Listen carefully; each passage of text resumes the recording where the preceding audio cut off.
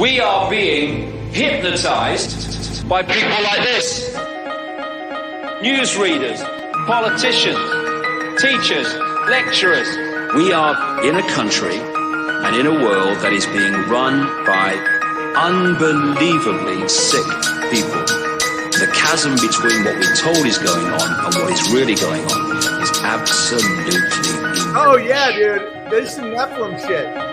It's like we all know what's going down, but no one's saying shit what happened to the home of the brave. These motherfuckers, they controlling us now, and no one's talking about how they made us try to be slaves. And everybody's just walking around, head in the clouds, and wanna wake up to a dead in the grave. But then it's too late, we need to be ready to raise up. Welcome to the end of days. Everybody is slaves, only some are aware that the government releasing poison. Welcome back to another episode of Nephilim Death Squad, the show where we hunt down and expose Nephilim shit. I am David Lee Corbo, a.k.a. The Raven. That's Top Lobster. And today's guest is the great Shane Cashman.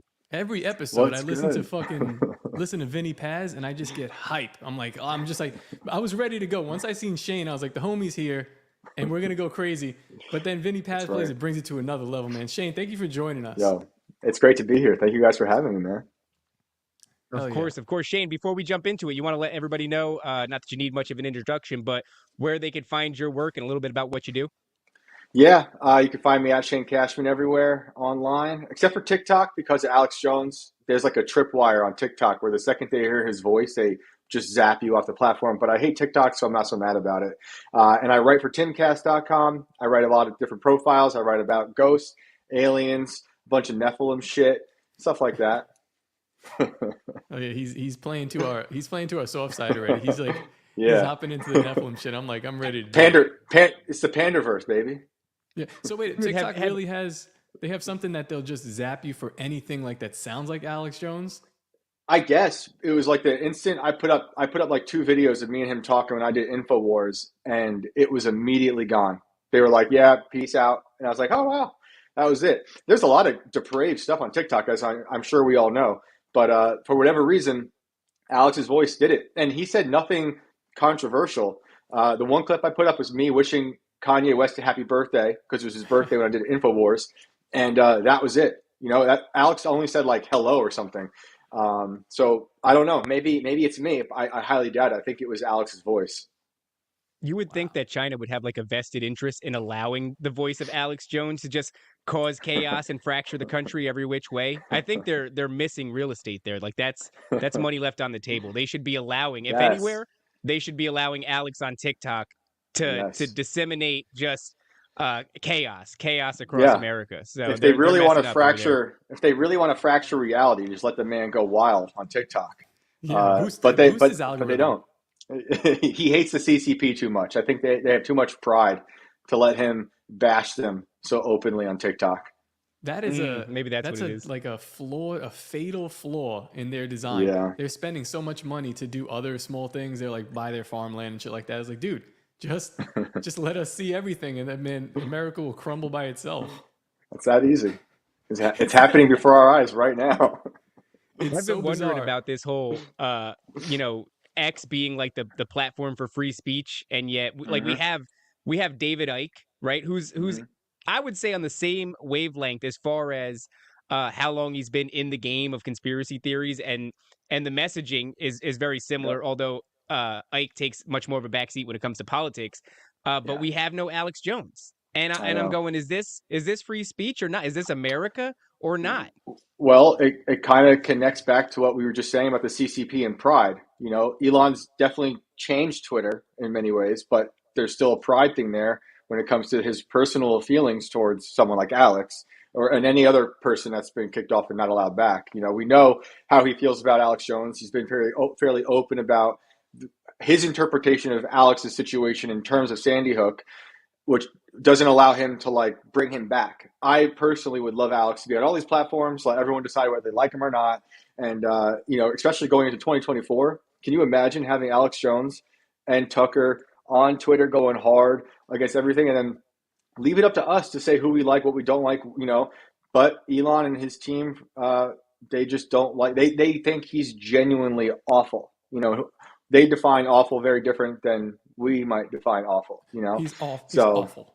Awful. he's Like that awful. kind of awful. Yeah. Yeah. Ridiculous. It's ridiculous. I think Elon and Alex have more in common than Elon would like to believe. They both care about people in charge who are for population control.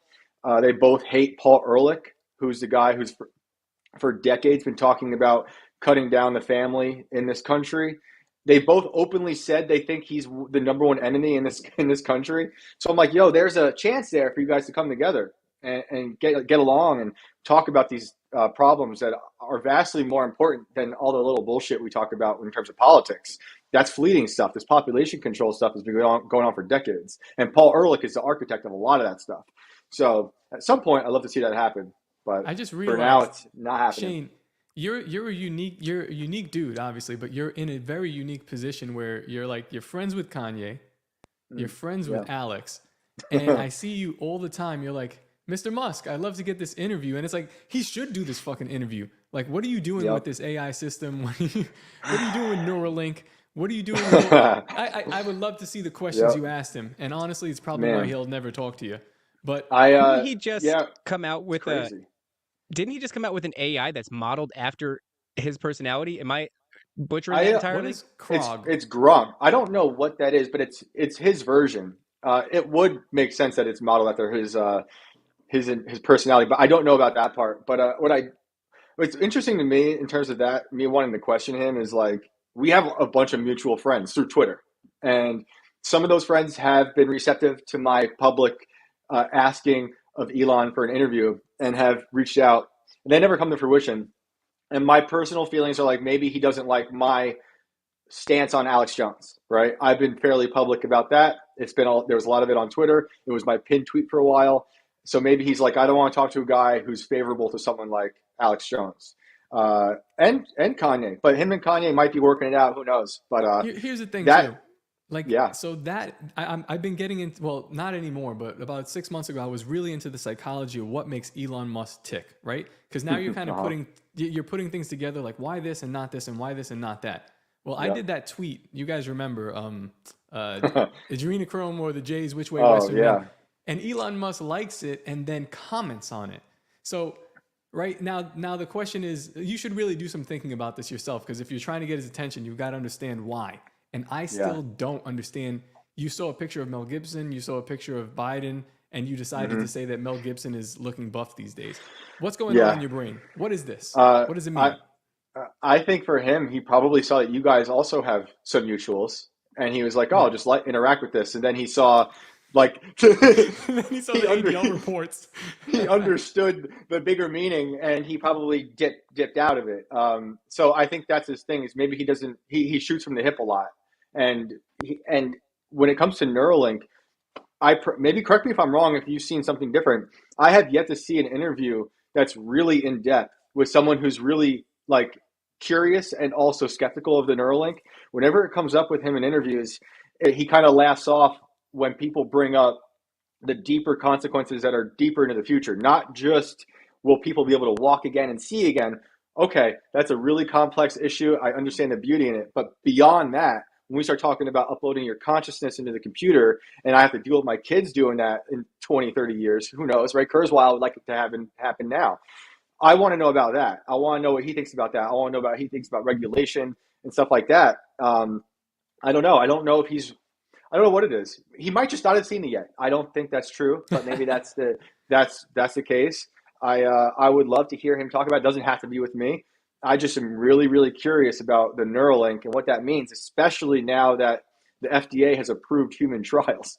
And I'm just like, we're all sitting back like, oh, it's Elon. I'm like, all right, I get it. It's Elon. Who wants to colonize Mars and all this stuff.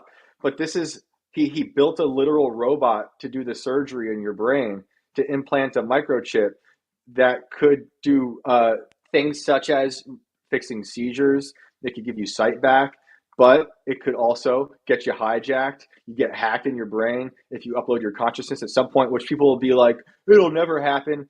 I'm like, bro, anything's possible. We'll look at the future. Look what we're dealing with right now.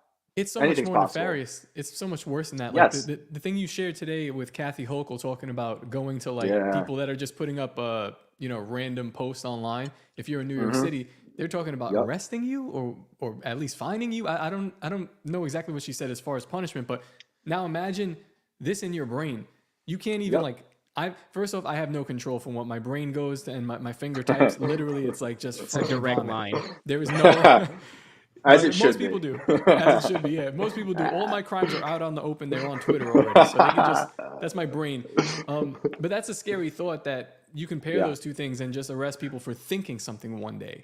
It's the It's- ultimate form of whatever. I don't Yeah. know. Crime. It's literal thought crime. You could Yeah. literally think something, and then it's like, well, who defines the crime? Who defines what hate is?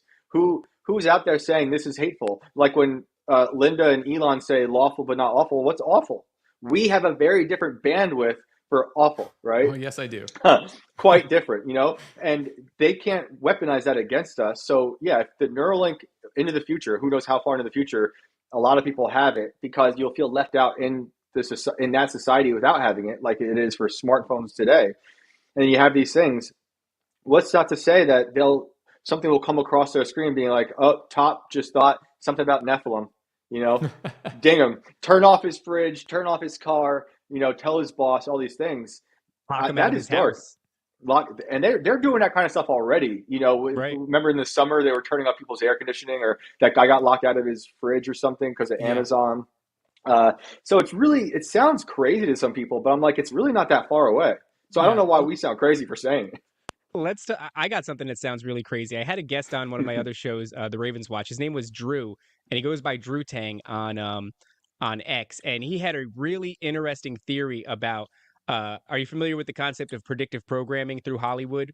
This Yeah, idea of that they'll course. kind of revelation of the method. They'll show you a thing before they roll it out. I don't know what Yep. it's for. Either it's it frees them up karmically, or they're programming you and getting you ready for something. But Probably he went into this really compelling theory about how Iron Man, the archetype for Iron Man, is actually modeled after Elon Musk. And so Robert Downey Jr. actually said in an interview that he modeled Tony after Elon Musk.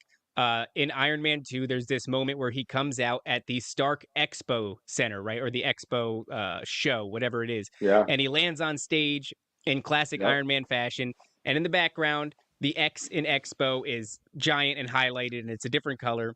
No. And he does his piece, and he steps off stage. And the very first person that he speaks to, apparently, according to Drew, is Elon Musk, who makes a cameo in the film. And so then you have Tony. His entire arc is about fighting this depopulation agenda, right? In the form of Thanos, who's going to snap his fingers and wipe away half of the population. And who is Musk vehemently opposed to in the real world is Bill Gates, what's his name, of the World Economic Forum. These are people that he is in opposition to. And now, all of a sudden, he's coming out with this AI that potentially, we don't know, might be modeled after his own personality, which is the plot line of one of the other Avengers films, where it's like Tony creates Ultron, and Ultron is an AI that is... Did that? Yep. Dude, so you see where I'm going with this, right? I don't necessarily buy into this theory 100%, but it is very strange that we're allowing this man to, one, social engineer on the highest scale, right? Twitter X, the most successful social media platform by and large, right? It's head and shoulders above all the other competition. So if you were to consider for a moment that social media is in the game of social engineering, well, then Twitter X is doing the best job at that in comparison to these other things. So we have this guy who is engineering culture in a massive way, and now he is gearing up to put a Neuralink in the minds of human beings, which I would be upset if it didn't come with an onboard AI, and that onboard AI is going to be modeled after him. Yep. And he has like 1 million kids. He just wants to have more kids. He just wants all of us to be his kids. Oh my God. And Stark puts the stone in his chest. I think Elon has the Neuralink already. Oh, he does. I think 100%. I think if you watch certain interviews with him, I think it was Bill Maher where it really started to notice it, or maybe the Tucker Carlson one. I can't remember which one. And it could just be his autism, because he says he's on a spectrum. So maybe it's that. I Very personally obvious. think I personally think he's got Neuralink, and like you see him pause sometimes, and it's almost like his eyes are scanning for the perfect, most relatable answer that's also somewhat funny to kind of gain our to be endearing to us. I'm also maybe partly schizophrenic, so who knows? You know, who Me too. fucking knows? No, Wait, so, And you're I, so right. you check know, this out though. There is like a This actually processing rolls. to him, right? When he does Oh think, he's yeah. like, yes, well, and then I he think answers so. you. On the latest Joe Rogan, there was such a pregnant pause where if I was Joe, I would have been like, anyway, but Joe's an expert at what he does, so he let him It's fucking uncomfortable. cook. But I Yeah, will say though, there are people who operate on crazy levels that do that. Like Kanye does do that too.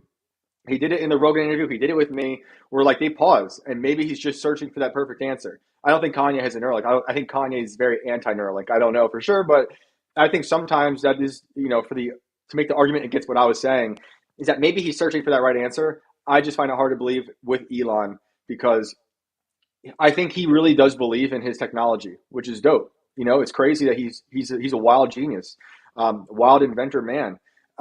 And I wouldn't put it past him to be such a believer of his technology to put it in his own brain to take it for a test drive before the FDA gave him approval, right? oh, So I'd do who it knows? 100%. I mean, if it's your thing, like I'm trying it first, of If course. it's your thing, I would never make the Neuralink if I was that smart because I think it's demonic and I think it's Yeah, anti-human and I think it's totally wrong. Although I think it's got a lot of beautiful things it can do for people who are like wounded vets or whatever. But it just the consequences into the deep future are so overwhelming. It's like once you create it, you never stop it. Like AI, you know, it's here's just gonna get here's a crazier. theory. They someone brought up a couple episodes ago. I'm sorry, I'm gonna let Dave was gonna go on his No, go thing, ahead. but Go ahead. Go ahead. so a couple episodes ago, they brought up the idea of Nikola Tesla and even David Icke channeling ancient Atlanteans. Atlantean gods Right. to Or get their people that died, yeah, ascended masters from Atlantis, and that's yeah, how Right. David Icke gets his information. yeah. Yep. And but I mean, listen, if you're talking about the modern day Tesla, it's got to be Elon Musk. Even though he's not doing as great of things as Tesla was doing, he's just like the top of the line. Yeah. Who's he talking to? And is it like a karmic thing? Like if the let's say the Nephilim were trying to bring back themselves into a consciousness that will then take physical form because they can't have bodies here, only spiritual bodies in the realm beyond ours, like the mushroom realm and all that, and they have to get back in this realm. But they can talk to you and they can talk Right. to people like Tesla and Elon Musk. Wouldn't they be trying to get you to make something? Like who the Right. fuck is Elon Musk talking to? I'd love Maybe to know. what if he's talking to advanced AI that they created so long ago, but we don't know about, and so he's getting some like regurgitated information, like a collage of information, like Chat GPT would give you, but it's so advanced. It's like he's talking to someone, but it's really like he's talking to all his favorite inventors, but it's AI versions of them, which I wouldn't trust because I think that's soulless, right? Yeah. Maybe that's why he's not on a Tesla level because Tesla was talking to some type of organic being, perhaps, right? Which is also funny you bring up the Tesla thing because I think Trump and that Tesla connection is more interesting than a lot of people let on, right? That his uncle collected all the Tesla stuff Yes. afterwards. Like, Mhm. I think Trump very well could have some type of information from the future. I think, but I Those want to say books, right? that. The Ingersoll Lockwood books. Yeah, I want to say it, but it's like he does fuck up so much. He still The whole fucks up. thing. Oh, there it is. Yeah. There it is. I have Yeah. it right here. That's so cool, dude. And maybe he fucks up to make us think he doesn't have that access, you know, which is where my Yeah. schizophrenic brain comes in. But who knows, you know, who knows? These motherfuckers are playing 5D chess. Look, Yeah. all of this is coming to a head, right? It's all pointing Yeah. towards transhumanism. And I've been thinking a lot, especially because I've been catching your conversations on Timcast. You guys will go back and forth quite a bit about this idea of adult adolescence, right? And whether or not the future generations will even be sustainable, or if we're going to keep catering society towards, millennials, for example, because we were the last ones that boomers had a lot of kids, and we're not having a lot of kids. I have one myself, and we're kind of the one and done camp. But there's this question about whether or not the next generation is even going to be sustainable, or if you're even going to want to target that audience as, let's say, a corporation who's selling a product. So you're going to start Mhm. gearing all of your advertisements towards basically us, right? And I started thinking about this weird, like I was saying, this adult adolescence epidemic that we're finding ourselves in. And I realized that one of the big key components to perpetuating that kind of culture is the media, is Hollywood, is the music industry. Hollywood in particular, when you were, let's say, 50 years ago, right? They made entertainment for you when you were a child. And let's go even further back, 70 years ago. When you were a kid, the industry was aimed at you. They made cartoons for you and all that other crap, right? And then as you got older, you aged out of that stuff, and they no longer aimed at you. They aimed at the next generation of children. But all of a sudden, something happened around the 80s and 90s where like the industry realized anymore. Continuously aim at us as we get older. Keep giving us the same shit, right? Keep giving us remakes of all of our entertainment from when we were kids. Keep giving us remakes of our favorite movies, our favorite shows, our favorite cartoons, whatever it is. You no longer have to come to terms with, I think there was a benefit in getting that feeling that society was forgetting about you. Society's moving on from you. It's time for you to age gracefully and go into the next season of life. Well, we don't have to go into the next season of life because culture is continuously aiming at us. We're always going to walk around with graphic tees because they're always going to make them for us. We're always going to see a new Ninja Turtle movies in theaters because they're always going to make it for us. They just recycle our culture over and over again and keep the propaganda machine aimed at us so that we never feel compelled to age gracefully. We never feel compelled to go into the next season. David, they haven't had psyops. They haven't had psyops this intense on our generation, on our age group, at least in, I don't even know, probably since before our lifetimes, before Christ, at least. Who knows what they were doing before, like with way advanced technology, but they're aiming at us like this for a reason. Like we have to pull off COVID. It's like, okay, like you said, give them fucking 3 more Ninja Turtles. Bring it back for them. They're 30. It's like something about that allows the next thing that we're going to do to you, and you have to do it by a certain time, like the 2030 thing or whatever they're saying, But I don't think that's just to distract us. I think it's to make us fear death. That's my whole theory, is like we're afraid to go not only into the next season of life and age gracefully, but we're probably more afraid of death than any prior generation before us, right? And all of a sudden, as we reach the finish line, Elon Musk is going to dangle the keys to some form of transhumanism, something like that, and we're going to clamor for it because we've not even been able to become, parents gracefully, or certainly not grandparents when that time comes. And I think that when the time comes to die gracefully, we're going to be more afraid than any other culture or any other generation before us, and we're going to leap into transhumanism because we've never taught. Go ahead, Shane. I think you're right about the fear of death, but I also think this society has made a lot of people forget death even happens, right? And what you're talking about with like this generational thing going on, and the way advertisement used to move on, internet has like flattened all of us and all of our generations, and so we're like this infinite nothing age, right? But young. They want to keep us young. There's obviously things where like I'm 38. The 90s register with me in a big way, and we have that to point to as like a thing that defines my generation. But that could be for anybody now born at any age, because the internet is like a time travel machine where you can go experience any decade. I can go see Pantera play Moscow in the 80s, and it's like I'm there, right? And that you can get that for any experience now. And I think that flattening of society also is to make, like you're saying, these adult adolescents, and that goes into I think how you started this. No kids, right? Because if you grow up and you don't have kids, you're this adult, childless adult. You don't really have that extra responsibility of like you're sacrificing yourself for your own offspring, for the next generation.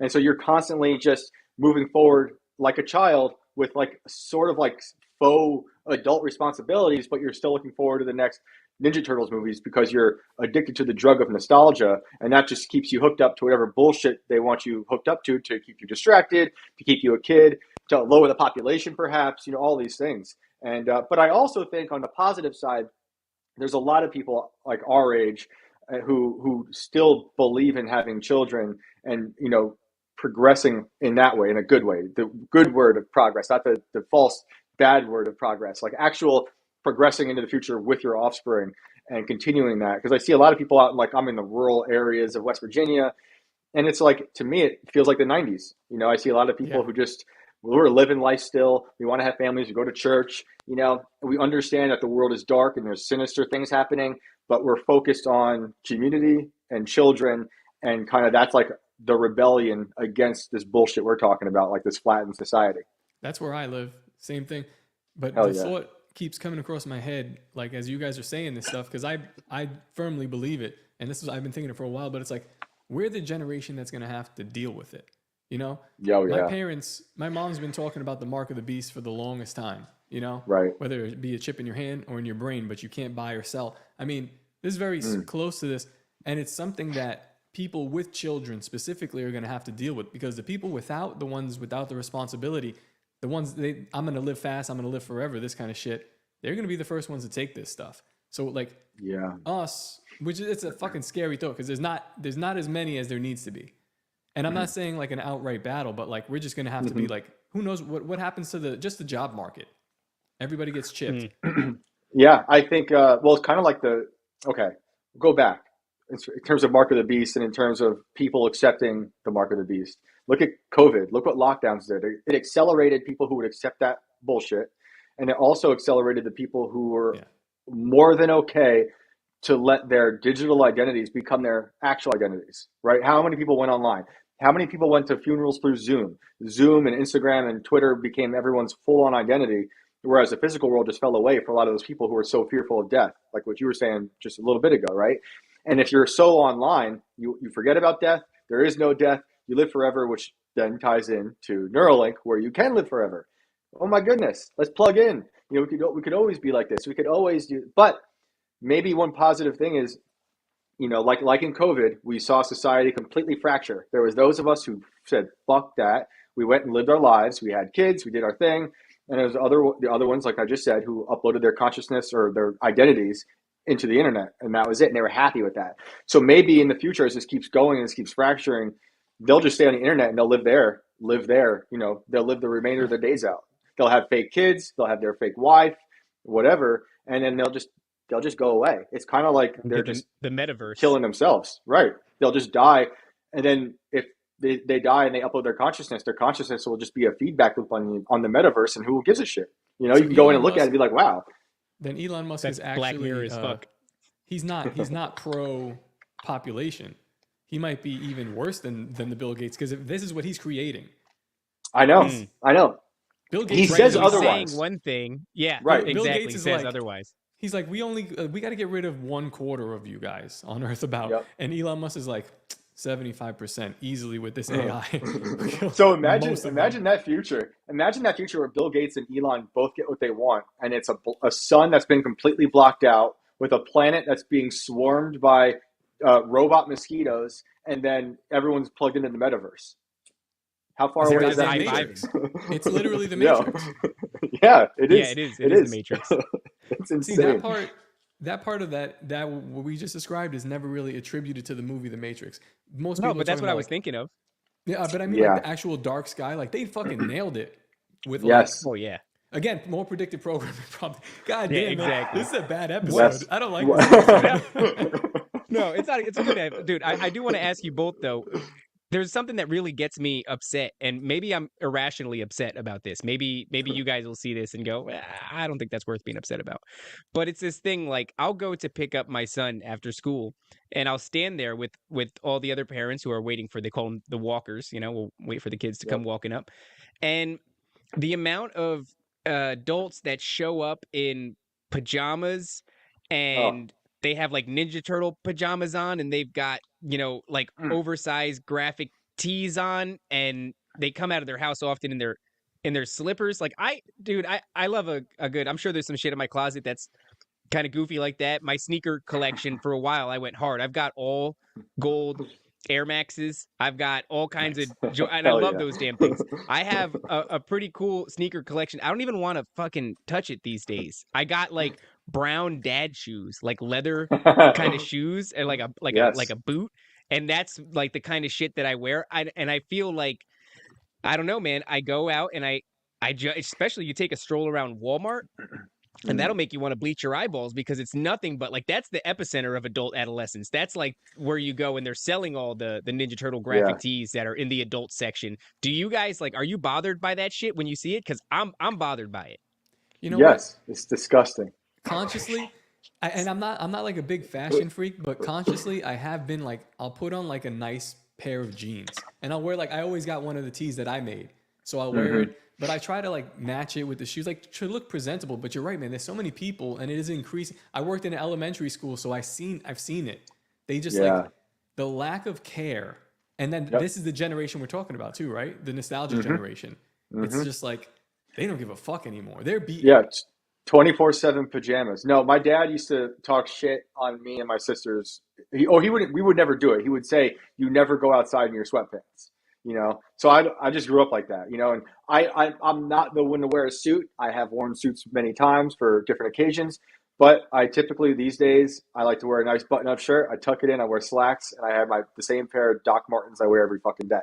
And that's just it. And I want to be somewhat presentable, but in my own way, you know, I'm not going to go crazy in a suit, but I just feel good wearing that. And it looks like I want my son and my daughter to look up and be like, oh, mommy and daddy are presentable. They're not a fucking like a mess, schlub out there in the world. Not a big kid. You know, there's a difference, right? We're adults. We have responsibilities. We're your authority figures. You know, as much as I want my kids to also go up to be anti-authority, I need them to respect me too. And this weird line you got to walk by making them understand that the different thing there. The psychology of that is psychotic because it goes back for so long. Because at some point, you know what? You just convinced me. I'm going to just buy button-up shirts now. Because at some point, my dad, like, and you know, probably his dad, they just took off the t-shirt and they're like, we got to have at least 3 buttons on this shit. If they, it's like something. I think 3-button rule, dude. Yo, I think dressing like that makes your deviousness as someone who wants to subvert society even better.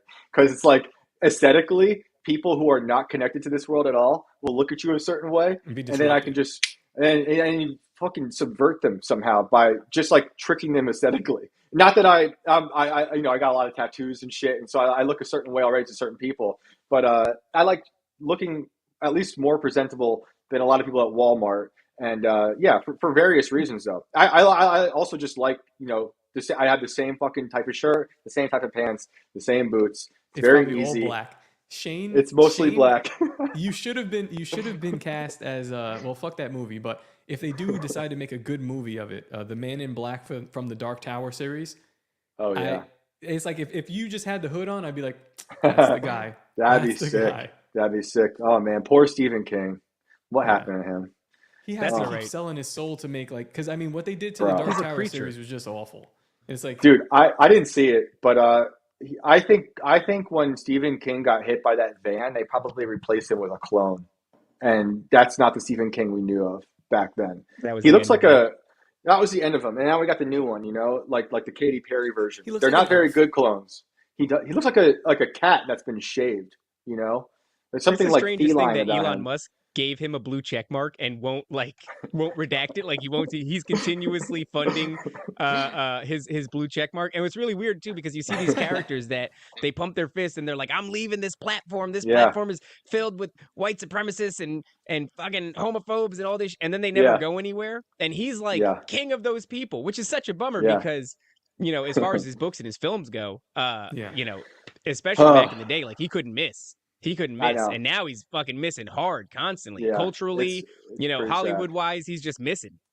Yeah, I think he sees monsters and things that were from his books, and he puts them now on people that he just can't wrap his head around. Like Trump is like an it character to him, but he's so lost in his own fiction, he can't differentiate between that and the real world. And there's no getting him back. You know, he's completely lost. And it's sad because he's a great writer. He's someone I looked up to for a long time. It's just like on a technical level of like sentences. Great writer. Yeah, great stories, great ideas. Oh shit, I love that book. It's like having a friend talk to you when you're deeply in trouble with a story. You don't know what the fuck to do. It's like I go to that book. So I still will. But man, yeah, overall he's just a decaying version of his former self. No, I like Shane, the idea that go ahead, Top. I like the idea that it's not him. Like I could live with that idea. Where if he's Yeah, I'm a telling clone, myself that. I have to tell yeah. myself that to be okay with it. That's Like me. Steven wouldn't say that. He wouldn't tweet that. No, I know Steven. Shane, so one of the things that I'm most fond of that you do is the Inverted World series, and because that's right up our alley. Hell yeah. And I just always think that with everybody who puts one foot in the supernatural realm, who makes these things sort of their, in your particular case, you've made it your business in a lot of ways, right? There's always got to be something that brought that person to the table. I know myself, I've got a bunch of weird experiences. Do you have any like personal experiences, or was it just things that you saw or heard and wanted answers for that brought you to the table? I'd like to hear about what piqued your interest in the first place. I'd also like to know, does Tim know that you're as crazy as you are? Because he probably knows not like fully crazy, because there's levels. Oh yeah, Tim, okay. We've hung out there's many times, and I say crazy shit. He knows, like, him and I we were in I forget where. I think we were in North Carolina, and went to go look at bears. And one bear finally came out, and I was like, "Yo, dude, that bear is fake. As a person in a bear suit." And like, I know he knows. Like, he's laughing, and I'm like, I wonder if he knows. Like, I'm also serious. Like, because I'm being serious, but I'm also being funny. He's the type of dude that, like, I feel like he wouldn't let it fly. Like just in casual conversation, he'd be like, "Well, actually, no." For whatever reason, he lets me get away with it. He does push back sometimes. Like on IRL a few times. I was on like maybe 3 times ago. I told him my theory about clouds. I said clouds are fake. There's obviously vintage, and I'll get to the question in a minute. But I was like, there's obviously vintage clouds. There's those vintage clouds are real clouds. Okay, we can get around that. But then there's those vintage clouds are also turned into poisonous clouds because there's poison in all the water and they evaporate up into the sky, so they're raining poison on us. But then there's also fake clouds that are coming out of the chemtrails that expand, like the fake spider webs from Spirit Halloween, and they drop more poison on us. And he's like, "Well, I just think clouds are evaporation." I'm like, "Yes, that is the original clouds, but there's also like 2 other types of clouds in categories." Dude. So yes, there's what you just said right there is not to me. I'm like, whoa. I'm like, yeah, no, it's totally reasonable. Yes. Yeah, it's very reasonable. Thank you. But yeah, no, he knows that this is how I am. It's been like this since day one, since the first day we met. I will not filter myself. I love it when he disagrees because it makes me question my own stance and I have to make it better or change it up if he's found a weak part in my argument. But yeah, he lets me go crazy, and I appreciate that. And in terms of me, and this is going to segue back into the question, I think I'm like that because I grew up all alone in the middle of a forest with no neighbors. I had 2 little sisters, fake bears. Well, fucking fake bears. Perhaps fake coyotes, fake bears. See, okay, I was for whatever reason, not for whatever reason. This is actually for a reason. I grew up on a farm right outside of a military base in New York, in West Point. So that's the United States Military Academy, and the property I grew up on was owned by them, and it's like a giant 200 acres that my parents, who were harness racers, like they sat in a sulky and raced horses. When that business dried up, very tiny. They were itty bitty, like yeah. I'm the Nephilim to them, actually. Look at this fucking size? forehead. You put them on your shoulders. No, that you have to be a jockey when you're riding on the horse. This is when you're behind the horse in one of those buggies with the wheels. Oh, okay. So they would, so that business died. Go figure. And like nobody even knows what this shit is right now. Yeah, right. And they got a job at this farm to coach a team. So we were put there when I was 1. And from literally like my earliest memories are being like, I think we're being experimented on. I don't know why I thought that, but I was like, I grew up literally at the base of a landfill, a capped landfill. So it was like a beautiful green hill, but just beneath the surface was a landfill, and it was capped. So like Yeah. So Dude. it had like it had. This is why my forehead oblongs? looks like this. Yo, this is a Yeah. story. Wait, why haven't you Oh, I written know. this? Is a fiction novel of I a know. kid growing I up on know. a fucking UFO spot. This is I know. I should. I've written about it for a long time, and no one's ever seen most of it. But I will at some point. please But send like it to me. we grew up like when it rained, red water would leak out of the landfill past my house. But yo, it sounds like dystopian, but it was like the most beautiful place. Like it's the country of New York Most above the beautiful Hudson shade River. of red. However, yes, it was like the landfill was bleeding, oozing chemical. But like from an early age, I was just like, I feel like I would tell my parents this. I said, I think there's people in the landfill watching us, and I don't know. There might have been. I felt like we had been put there as like a nuclear family to see how the government could tweak us.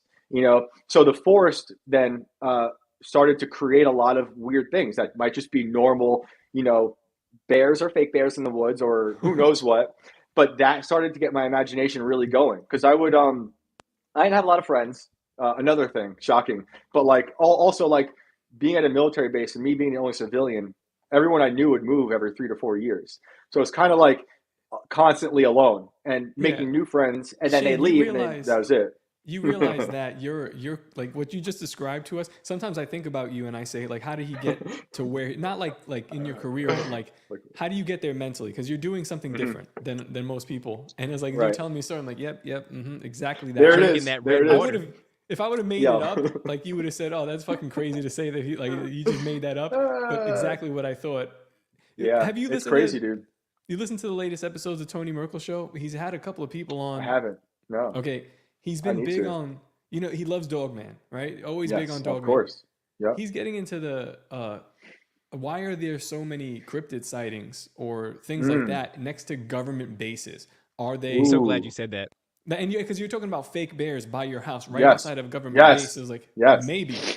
So I was thinking of fake bears because really what I was thinking before that was Harry and the Hendersons and Sasquatch, like Bigfoot, right? And that image of Harry, even though it was like a lighthearted movie or TV show, were both Horrifying. It horrified me, right? And I had a lot of chores. And we had a dumpster because they never came for our cut garbage. wood, go fetch red water. So I had to walk into the woods at night to throw away the garbage, and I was like, at any minute, Sasquatch was gonna hop out of these trees, and that's it. I'm done. He's gonna take me away. Dude, so all those things. Let me just say, every day I let my chickens in, I gotta go back that way because they're like in the back and it's dark. Right. And I'm out there with a flashlight, and I always shine the back of my property because like the back of it is like nothing. And I was like, I'm gonna see a fucking dog man here one day, and I don't know what I'm gonna do. You might. Or a skunky out here in Florida. That's the thing, skunky. Ooh. But it's the tension is palpable. I understand what you're saying. You're walking into the darkness, and as a kid, it's probably worse. But like for me, I'm like, it's all right. But I'm like looking. As a kid, all alone with a crazy schizophrenic imagination, the forest became a character, and that's where all of these things started for me. I would be thinking about. I also was watching like Unsolved Mysteries. Right. And Robert Stack's voice would freak the shit out of me alone, just his voice. Right. So then I'd apply that into the woods, and the woods just seemed to be populated with a lot of like monsters that I couldn't see, but I felt like I knew were there. And also real things that I knew were dangerous, like coyotes and wolves, because as a farm, we had ducks and a petting zoo for people. And I had to wake up and see those things they were ripped to shreds the night before by the hungry coyotes. And I had to clean up blood and feathers and all this stuff. And I was introduced to death at a very young age because animals die. And this is before we even had like a backhoe. We had to dig graves ourselves for the horses. So like I had a weird digging graves. Me as like a 2-year-old be like, oh, here we go again. I know you've tried to like shovel, probably Shane, you've probably explained this away as like you're saying unsolved mysteries and seeing the death of animals, but there has to be a part of you that goes, that is a very specific suspicion for a child to have, is that you're being experimented on. And I'm sure it wasn't that well thought out, but it was this feeling of like, something else is going on, or that you're a part of something. That's a very strange thing for a kid to lock Yeah, onto. I joke about it a lot on different shows or in conversation where I say like I've always been paranoid, but like literally it's not a joke. I've literally always been paranoid. Whether it's about me and like just how flawed a human is and like disease, like I was afraid of disease as a little kid. Not like I was OCD about it, but I was just like I'm gonna go at any minute. Some crazy disease is gonna take me over. And I would make my mom take me to the doctor and he'd be like, that's not cancer, that's just a lymph node. You're gonna be all right. Like I just had like weird things like, and then also, but about like authorities, at a very young age, when my mom told me what a social security card was, I literally cried to her because I was like, why do they have a number for me? I think that really bothered me. So I don't know what happened. It's sensible. It's who super knows? sensible. Like Yeah, I think so. Grown adults don't feel that way, but honestly, when you explain it that way, I do now. I kind of feel sad. Right. Yeah, it was. It really, really It's almost bothered like me. what you were experiencing wasn't so much, being hyperbolic, but more so the inability to just gloss over a thing and keep it moving. You know what I mean? Like, I think that Yeah. there's a lot of that in society where it's like, I'm a conspiracy theorist, right? And you could certainly call me paranoid, and my brain goes to all these different places. But Yeah. the fundamental reason that my brain goes to all these places is because I'm just trying to make sense of things that otherwise don't make sense. And everybody else seems really good at just going, it is what it is. Yeah. And I'm not satisfied with that. People from the country, not all, but they all have this. They don't all think this way, but they all have this inquisitive nature about them. Like where if you actually sit down, they want to paint. Since I've been moving here, I mean, it's like deep country accent. Some of these people, they're using phrases and shit that I'm not familiar with. But when you, yeah, we're gonna go yawn down there over there, and I'm talking with them, but they all have this inquisitive nature of asking. From the city where I was at, it's like nobody was asking. No one was even exactly. I don't know how the fuck I got this mindset, but I think it's something to do with like maybe like the rays that they're fucking shining down to control your mind. It's only can go on the city. I think yeah, that's totally true. And I think for me, I'm thinking about this more like why the paranoia or me seeing beyond the facade of reality happened so early on is probably, I'm going to try to psychoanalyze myself. I was alone in the woods. I was the only person at school who lived in the woods.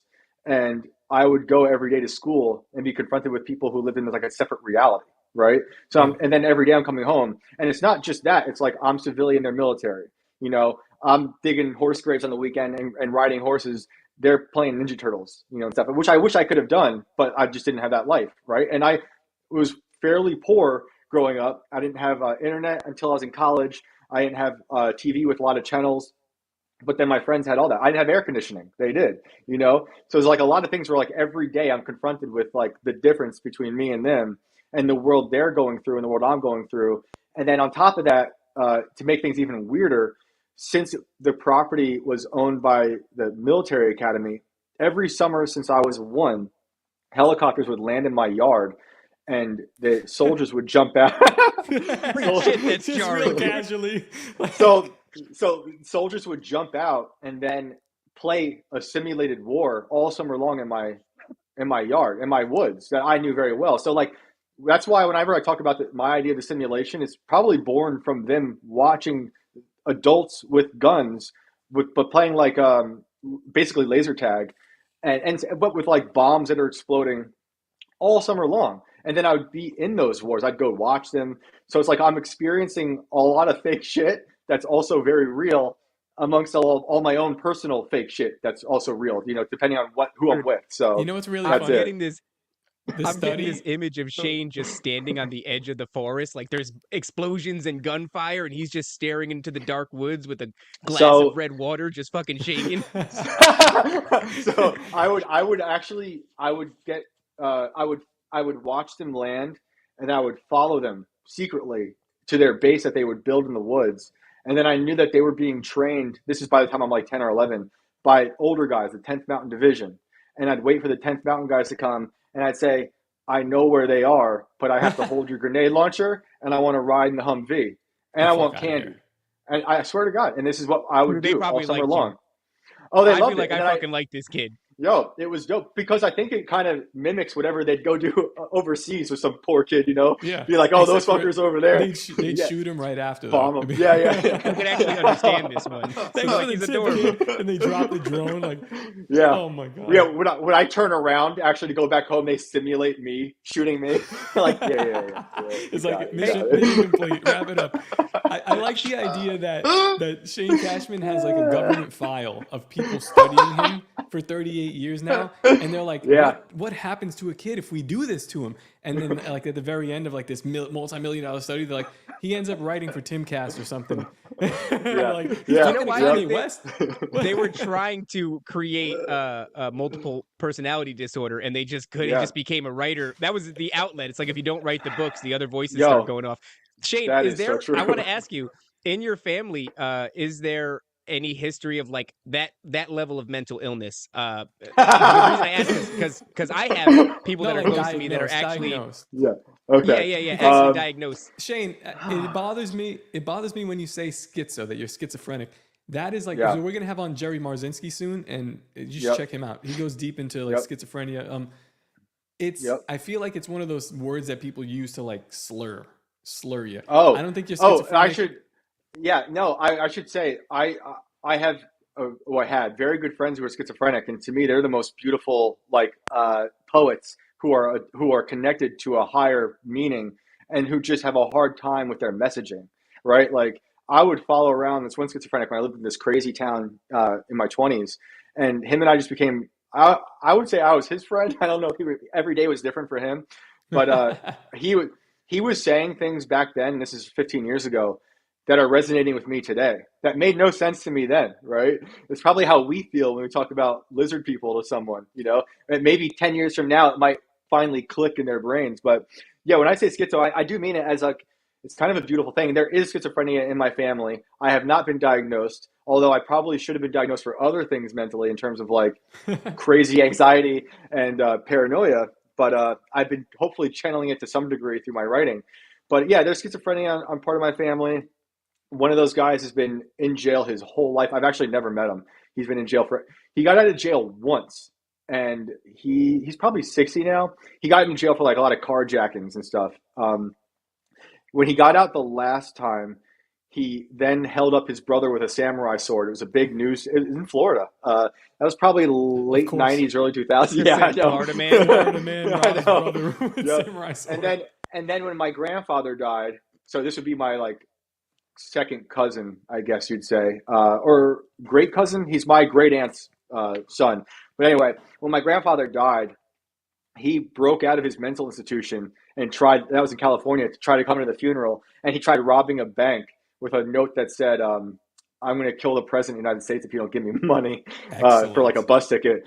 But like, there's also varying types of schizophrenia. He was probably more of the violent kind. The ones I knew were not violent. They weren't a threat to anybody. They just sounded like a madman, like a prophet from the Bible, in my opinion. That's getting a type of information that makes no sense to the normal person out here. But I honestly learned a lot about language, reality, the government, what schizophrenia was in terms of what they were obsessed with, which was like power, sex, and war, and that's everything in this world that people like to deny, or death too. Most people like don't want to even talk about those things openly, but the schizophrenic, like the kind I knew, that's all they want to talk about. And it was like they had no filter, kind of like Top. Not saying it's schizo, but there is no filter. I think that's beautiful. I think it's a beautiful thing.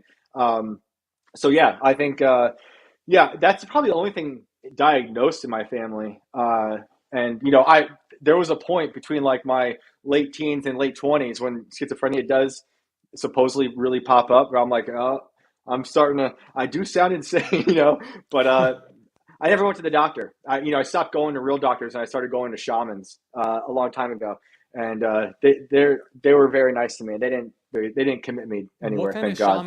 What kind of shamans are you going to? Because like Capitol building shamans, or no, my wife is a nurse, RN, registered nurse, worked in the hospital, and now she only sees like holistic doctors, or doctors like that. She doesn't fuck with any of them anymore.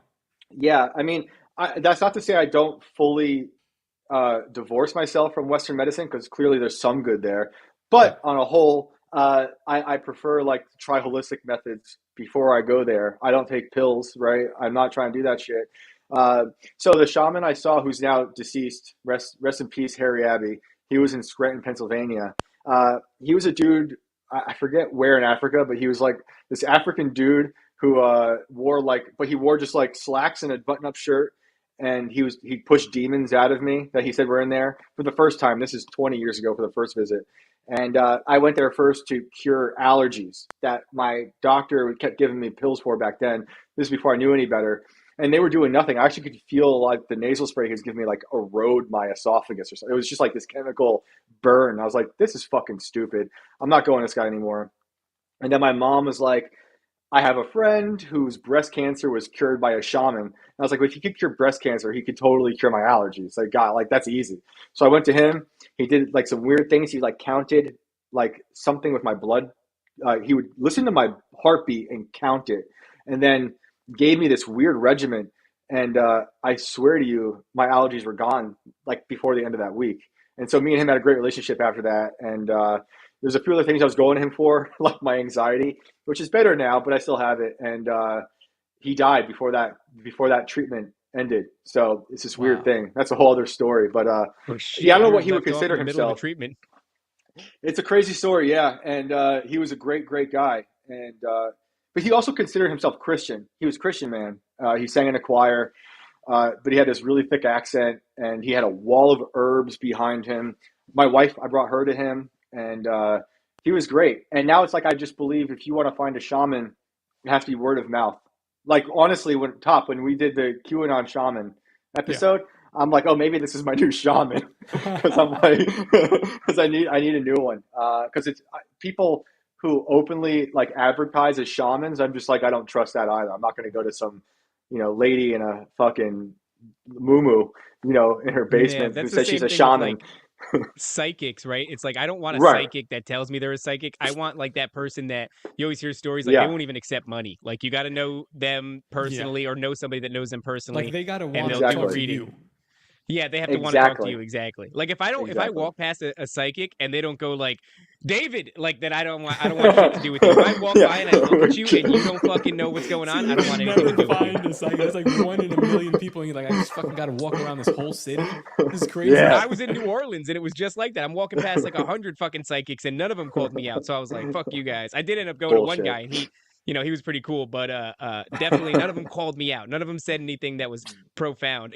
Somebody in the chat actually just said that they mentioned my last episode, and the last episode that I did was with a guy named Sublime. He opened up a church in Alberta, Canada, and he told me this really interesting story about how medicine men get to be medicine men, and I wasn't aware of this. He was like, do you know how they come to be? And I was like, is it one of those things where you have to like betray somebody really close to you, a loved one? And that's actually Skinwalker, and I think it's like betrayal on like a murderous level.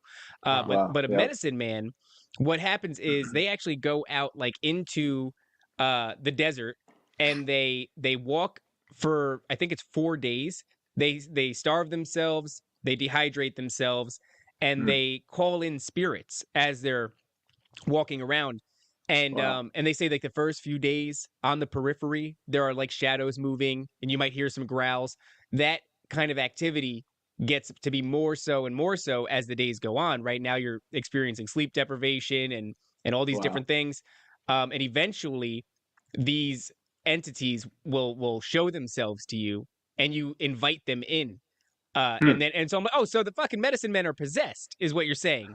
And I thought that was wild because it's like it's the inversion of Christ's temptation in the desert, where like Satan is offering him all these various things, and Christ's like, nah, bitch, I'm good, and he keeps it walking, and in the end, he overcomes Satan's temptation. And but in this aspect, if you want the powers of the medicine man, you mirror Christ's journey.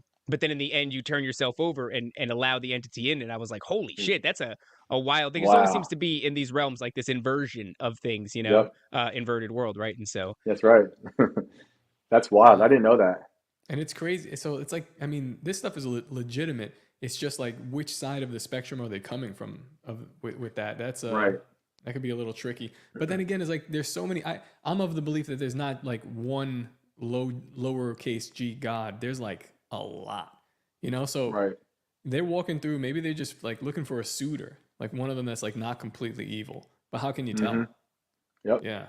Yeah, it's It's crazy. the same rules as like the vampire, right? You have to invite them in, and I believe that too. There are a plethora of lowercase g's.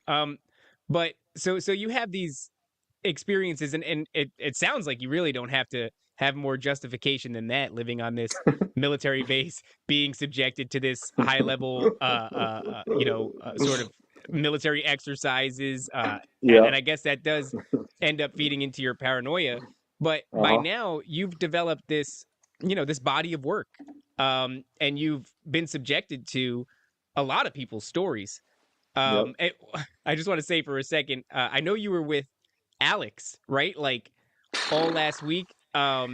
Top Alex, the dude that was just at Hillary Clinton's, where she's speaking on behalf, she's endorsing somebody for like a governor or something like that, and he stands up and he goes, "Why was your husband on Jeffrey Epstein's plane 26 times?" This. And then dude, it's the greatest thing because Alex is a beast of a man. He is absolutely massive.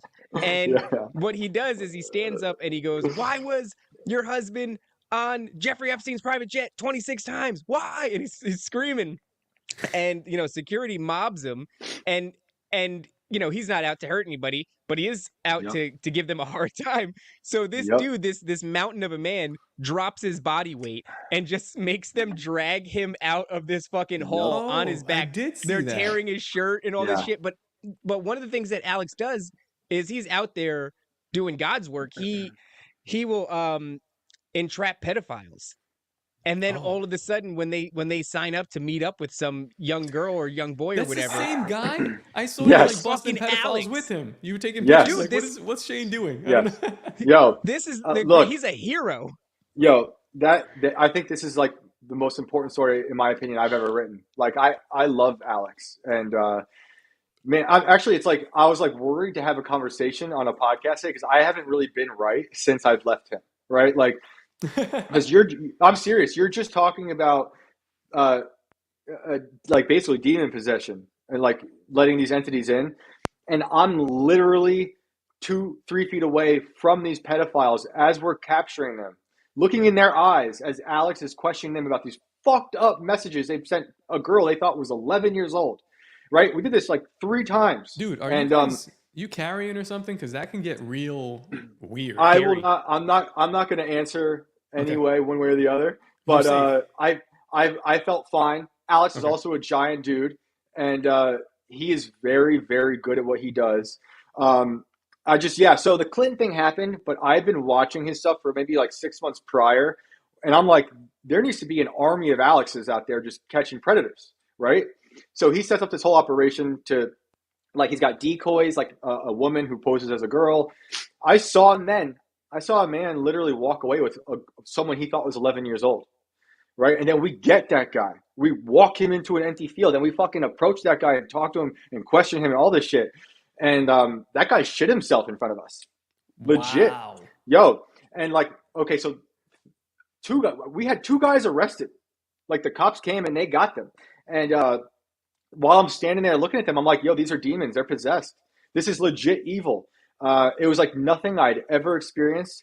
I'd never heard people talk the way they talk, and all the weird logical loopholes while also knowing they've done something wrong. So it's not like they're completely mentally ill and being like, well, this isn't wrong. I just love them. It's like they know societally, in every possible way, this is fucked up, and that they've been caught. They have to. They can't fucking help it. They go through such extremes into the daylight, into public, to do it. Yeah, dude, I drove home like I couldn't believe it. I also didn't want to stop. I almost want to just stay and do it forever with Alex, right? I'm like, this is the most important shit. And he does it really well. So I think that story should be done by next week. But man, everyone who's listening, like, look up Alex Rosen, ROSEN, and they do for real the Lord's work. They capture these pedophiles. Some of them who are meeting up with young girls, not women. There's a 25-year-old woman posing as a 10-year-old girl. Some of these guys, they're firefighters. The one guy we caught was a firefighter and a firearms instructor. And we just rolled up to his house, and we're like, "Yo, what's up with these messages?" Like Alex Shane, is, did you ask any questions? Crazy. No, I didn't. No, I didn't. What did you see? Only eyes? Alex. Describe this to me. So their eyes shift, right? So like the moment they're exposed, there's a bit of a fear, and it's like them working out how to get out of this, right? It reminded me of lifting up rocks and catching animals in the woods, right? And like there's like a fear where they struggle, and then you make them calm. Alex is a really good way of walking them through and making like it almost plays a good cop, so we then can get confessions, right? So then there's an ease to their eyes, their face softens. And then it's like you forget, because we're there for like sometimes an hour, 2 or 3 hours talking to these people. You forget why we're even there, because we're talking about some other bullshit. But it's Alex kind of like getting their guard down to coax out a confession on film. So it goes from like that fear to the struggle to like very soft, very calm. So wait, Shane, and then it changes. These guys just invite you in. That's how like off kilter they are. That dude just like come in my house and talk. So it depends. It's different every time. The first guy I saw, we went to his house with the decoy. We let the decoy out. He puts his arm on her. They walk away, walks right past me. I'm playing like, just looking down like I'm not a part of it. And then the second we see them walk and he's touching her, like arm on the shoulder it was, I think, Alex pops out. They're filming. And then we said, we got to talk to you about the messages you left the decoy. And they're immediately exposed. So that's where like that fear sets in. The other guy, Alex set up a fake address. So we went to a real place, and this old man who's like 58 was under the impression that he was going to an 11-year-old girl's apartment in an apartment complex, and she was alone, and they've been messaging, and he talked about wanting to like bend her over and do all these crazy things. We had all the messages. And so he shows up. I'm staked out in the front, waiting for his car. I'm on the phone with Alex, being like, all right, here he is. We were expecting another car. Then it was another car. It was a whole thing. And then she's waiting in the vestibule, and he comes out. And the second he approaches her, and we can like ID him because we got pictures of him as well. We roll up, and we get right in their face, and we say, what is this about? And so, but yeah, every one of them is like fear, struggle, calmness. And then there's like a hardness to the face, because then it's like, wow, we're totally trapped. We're not getting out of this, And I don't think the guy of the two arrested, the second guy, Alex sat in the house with him for 2 hours waiting for the cops, and the guy knew the cops were coming, sitting at the computer with the child porn on it, like in some folder that he admitted to. It's always a fat guy. I mean, he had a huge belly. He was sitting on like a white computer, and there was roaches crawling on it. I was right outside of that house looking into the living room where it was happening, and being like, first of all, I couldn't believe the cops took 2 hours, but they did. And that's incredible. But what was so bizarre to me was like his wife was there and his son was there, and it was so nonchalant. Like, this dude just got caught with child porn. We just caught him going into an apartment with he thought was a 10-year-old girl, and his wife was more concerned about losing the Wi-Fi router because the cops are going to come for the computer. I'm like, you have a way bigger problem right now than that. That sounds like a psychological defense, like some sort of mechanism that just, separate yourself from the intensity of the situation. You can choose a lower level of intensity to obsess over, something more manageable. Like one of the things I saw was this guy, he's supposedly messaging this young girl, and he's talking about letting his dog lick his dong and how she should let her dog engage on her. And I saw and the wife comes over and she's like, wait, you're doing what with the dog? And she reaches over and snatches the little dog away from him. And that is one of the parts that like the marital interactions, the paternal interactions, like one thing to be there and have adrenaline, that high. Cause I imagine like, especially when you're getting ready to like, there he is, that's definitely him. Look, there's the signal. He put his arm on her. Boom, let's go. That's enough to almost make you want to vomit. I feel like that level of adrenaline. I was sick. Like, I don't know how Alex does it all the time, and sometimes multiple times in a day. Wow. His team is really good. I couldn't believe it, man. I was like literally like sick to my stomach listening to the messages being read out loud. And then like I kept looking at Alex while he's interrogating them, But then, I'm like, I have to look at the person because I'm writing about it. I want to, like, Todd, you asked about the face. I also want to know what the face is. So, like, when they're answering questions about some of the most heinous shit, he's looking me right in the eyes. I'm right there.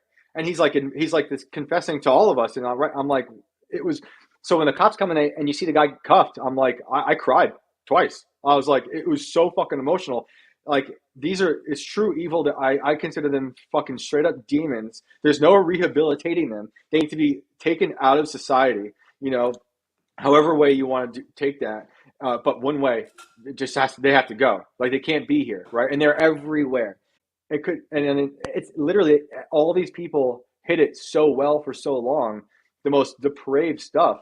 It could be literally anybody. And I had some people hit me up being like, oh, well, he's only getting like the dumb, like retarded old guys. I'm like, no, we got a 23-year-old who's a firearms instructor, who's a firefighter, who just got married in July, who just bought a house, and we put him in a cop car, and I have his mugshot on my phone now.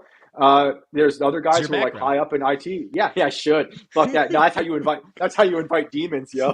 I don't want that guy anywhere near me. Shane, one of the things that you were describing, though, you're going into this description of their face, right? Wow. And based off of what you're talking about, I'm getting the sense that, like, you could see the levels, like the stages rather, of like the fear, the scramble, the sort of acceptance. Maybe there's a bit of bargaining, right? What are the stages of grief? But then, like, is there a stage where they drop the facade and, like, you see them as an entirely different person than any of the stages they went through? Because that's what I feel like is, like, once they know they're not getting out of it, and also, like, Alex is just willing to talk like a regular dude with them, there's no reason for them to, they're screwed, every which way to Sunday. And so now the mask comes off. Yes, Alex has been doing this since 2019. So he's got this down to like a scientific method of the good cop he plays, right? Where he confronts them with the serious issue, and like some of them, like, they'll buckle in the knees. It's like they've been exposed, right? Oh my God. And then they get softened up because he walks them through really beautifully. Like, I'm just here to help you, man. I'm not the cops. I don't have handcuffs on me. I think you can get help. I don't think he believes that, but I know he doesn't believe that, but he's like, I'm going to do whatever I can to make this person get their defenses down. So, like, you'll see in the very beginning when the questions are starting with Alex, they'll say, oh yeah, no, the oldest I've ever seen of child porn was like 13, 14, they'll say, and then Alex will small talk, gets their guard down more, circles back to that question again. The age lowers, right? Then it happens with how much do you have on your computer or on your phone? Oh, none. And then 20 minutes later, oh, 1 or 2. 20 minutes after that, 2 to 4, who knows, And he knows because he's done it so long, they're always full of shit. If there's one, there's probably way more. And they're making, because they know it's not good, they're making it sound not as bad. So he kind of coaxes it out of them. So yeah, by the end, for I think everyone we talk to, they're being pretty open about it. And it's like, the last guy knew it was a problem. He was ashamed of it. The other guys didn't seem that ashamed of it, but they all will start talking about, like, it's hard to even talk about, honestly, but like infants, and like crazy fucked up shit. And there was one guy he had, this is before I was there, way before. They had a guy who the cops ended up telling him that he was a young man and he was willing to rape an infant and then cut it to pieces. Like, it is just the most... Dude, it's holy like the darkest shit. It's so fucking dark. Like, on one hand, I know it is Nephilim shit. That's exactly right. It's like I don't even want to write this. I don't even want to write the story, but it's like, honestly, I think it's the most important story in the world. I'm not saying mine. I'm saying what Alex is doing needs to be like amplified across every fucking medium and be like, support that dude because he's got the balls.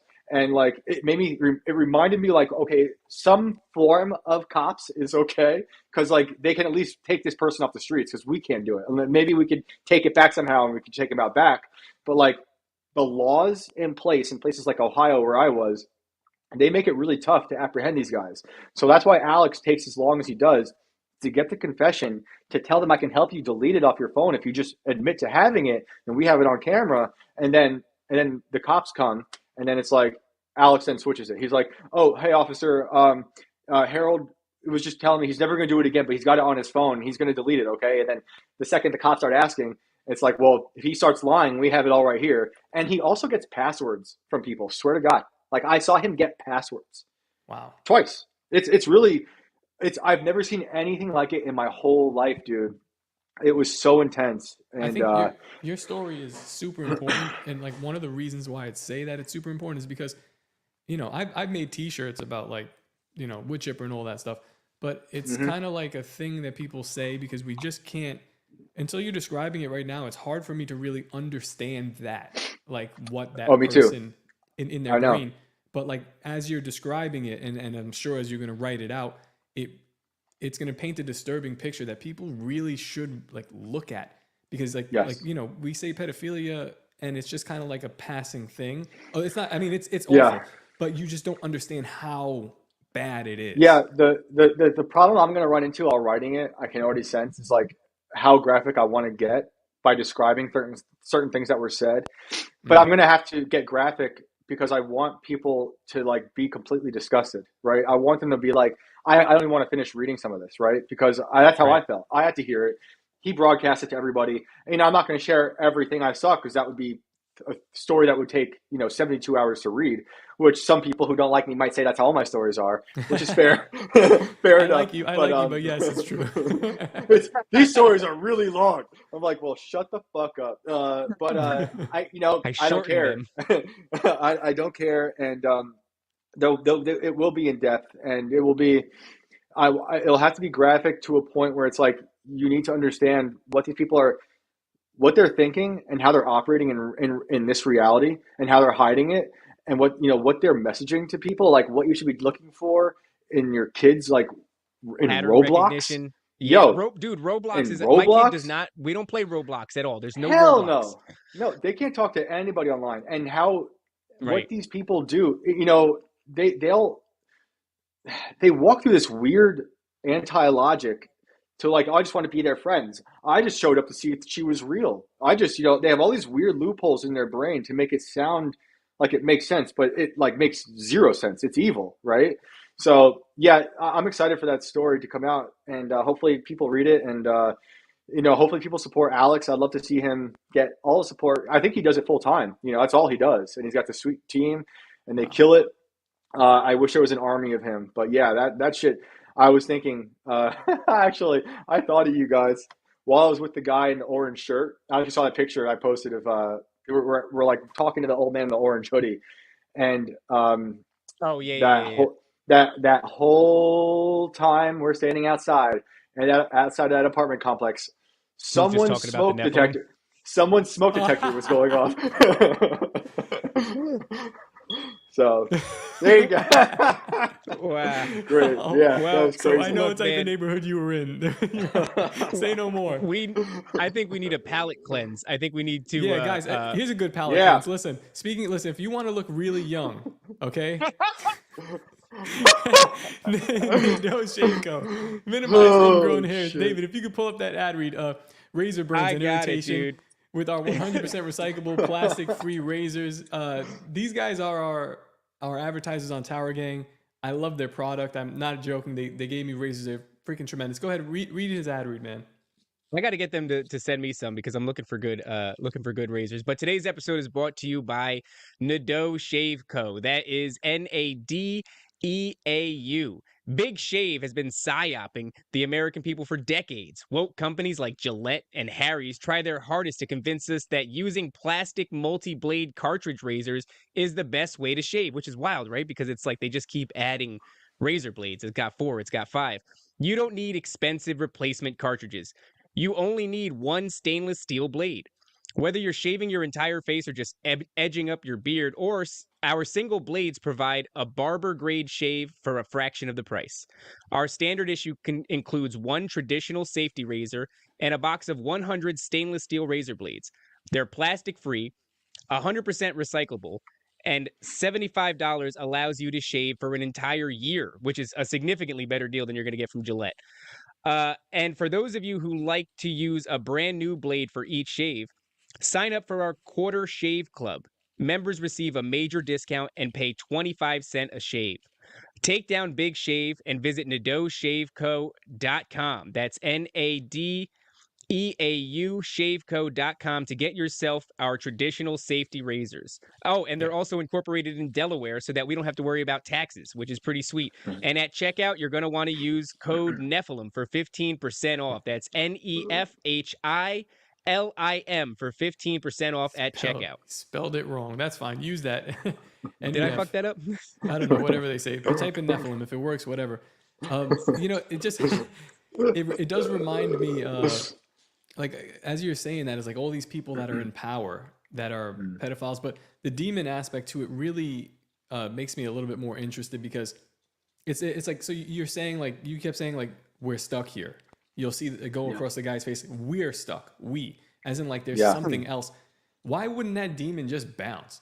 Like, I was just trying to do oval shit. Like, why stick around? Are you that bonded to this person? And even a family member talking about Wi-Fi. Like, what? Yeah, That's like, I really think the demon, once it gains possession of your form, it's a symbiosis where you can't live without each other. Like when I'm watching two of these guys, like when it gets really serious and there's no turning back, and we've been there for like an hour. Both of the guys, the first two guys had weird physical reactions. Like the first guy shit in front of us. yeah, Wild. That was the demon trying to escape. That's what that was. Oh, we lost Shane for a second. The demon just fucking cut out his live. Yeah, it is. Wow, I hope he comes back, because that's such an interesting, like, You know like what's shitting. crazy?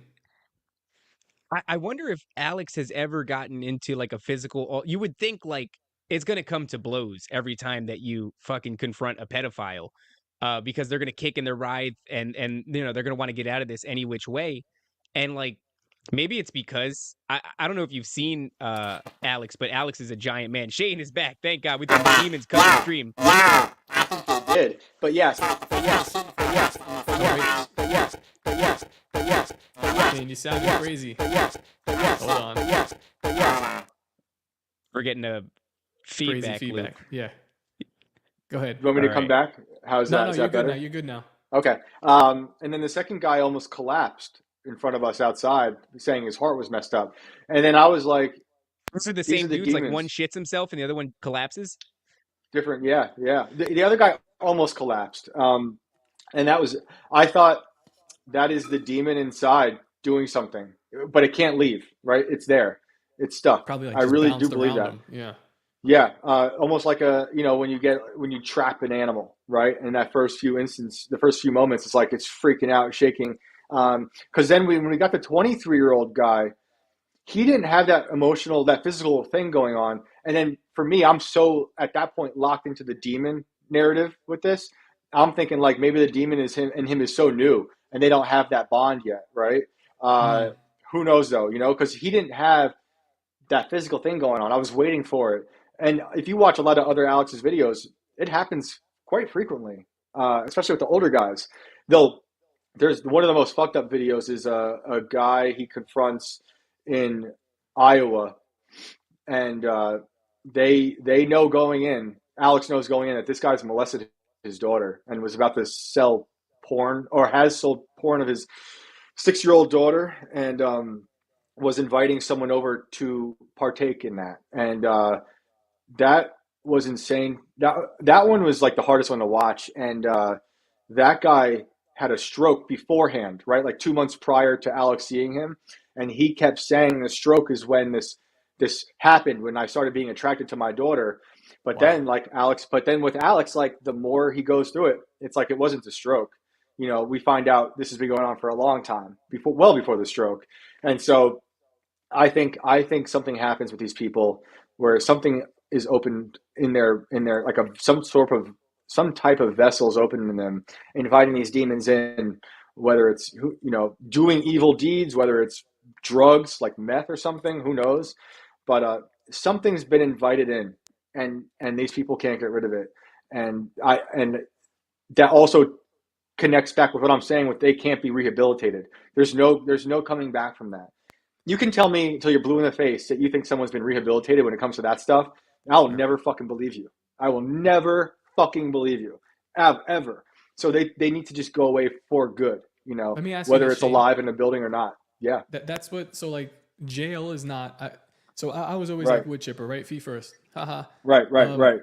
But the more you're talking, the more it seems like it's not like jail. Not jail. Right. Like it has to be a psycho ward, right? Like Yes. all the shit that we've closed down. Now, the question I got to ask you is, you're saying like this spirit of Lilith is running amok, even though like the spirit of Lilith is actually way better than this shit. But this is running amok in society today. Do you think that this has always been the case with human beings as far as it being as widespread? Or do you think that there's an increase now, as if like everybody knows that we've opened up the Hadron Collider and there's fucking portals opened? Like, do you think this is just more common, or are we just seeing more of it now? I think it's probably, unfortunately, always been common. I think it's some defect with the demons and humans that has been going on for a while. But I think the internet has accelerated the way for these demons to gain possession of it and reach out to victims. But I was thinking about this while watching Alex do his thing.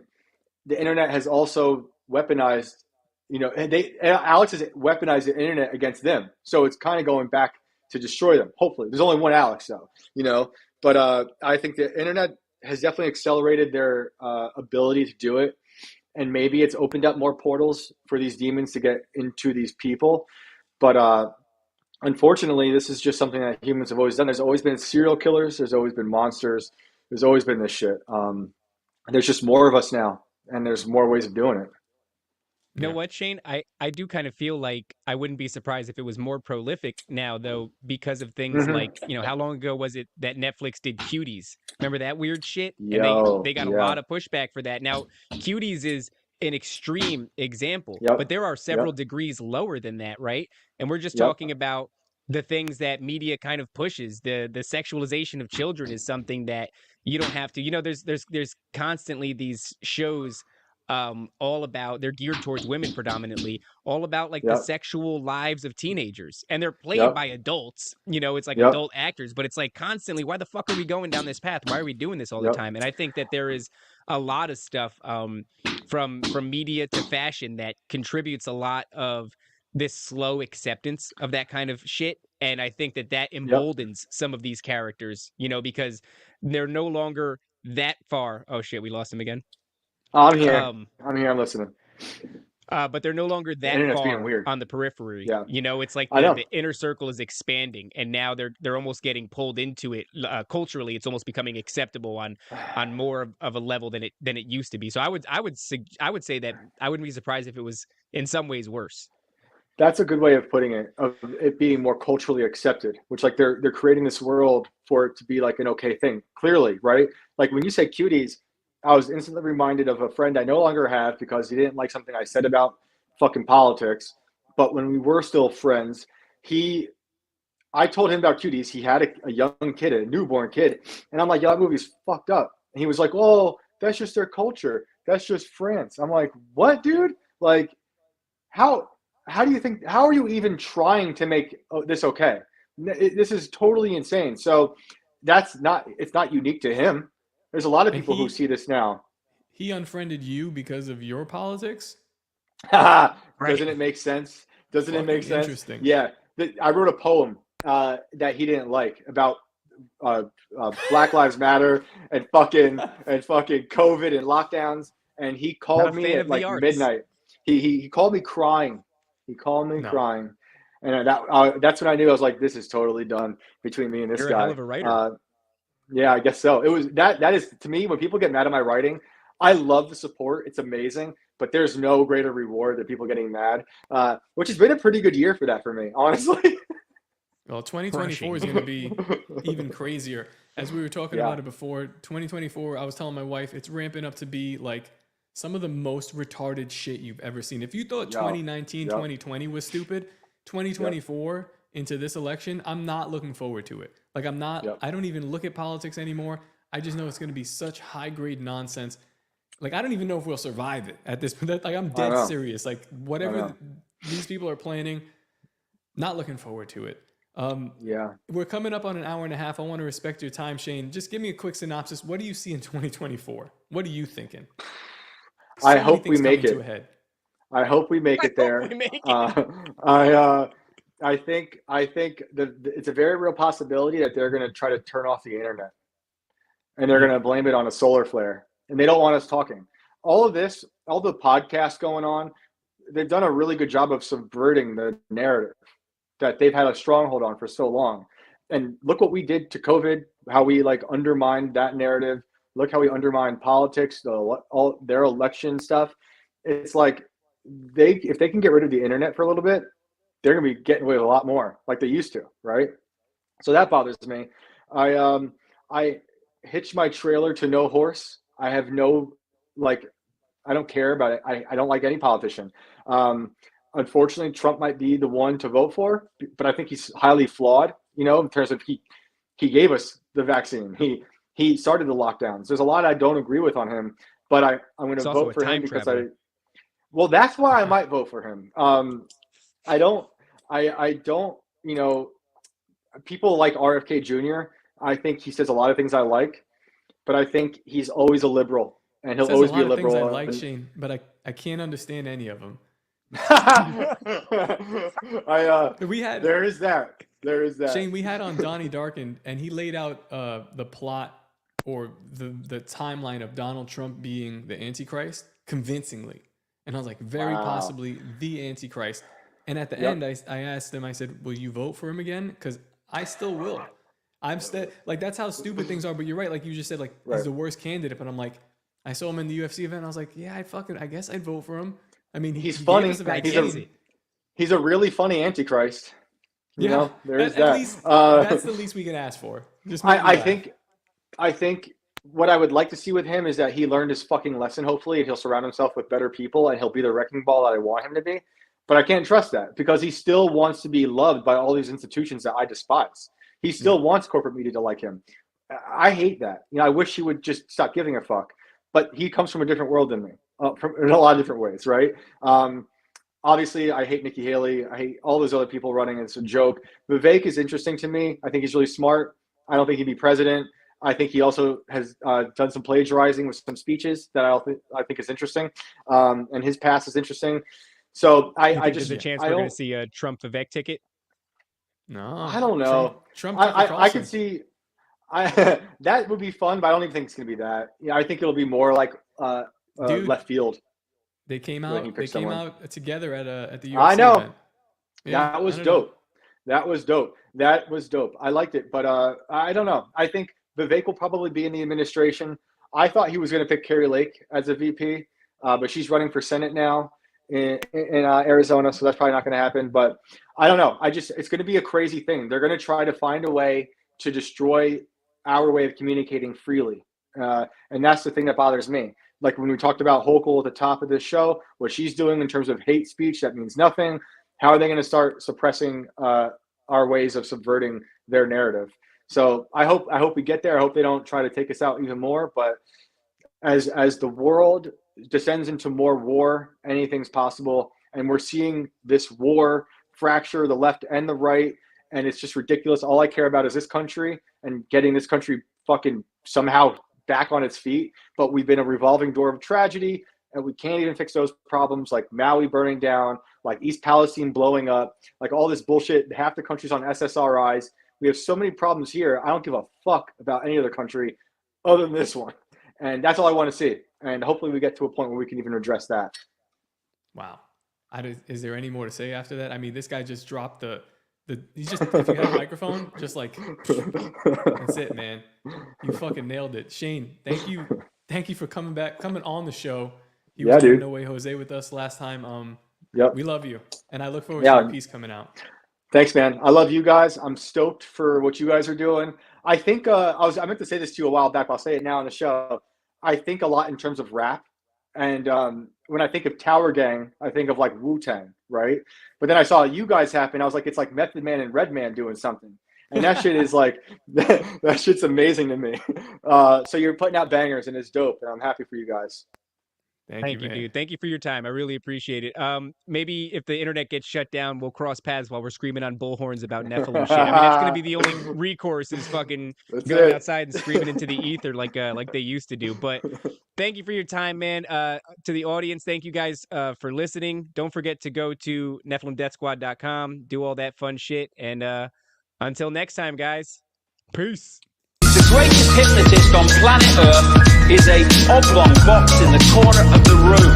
It is constantly telling us what to believe is real. If you can persuade people that what they see with their eyes is what there is to see, you got them. Because they'll laugh in the face of an explanation that portrays the bigger picture of what's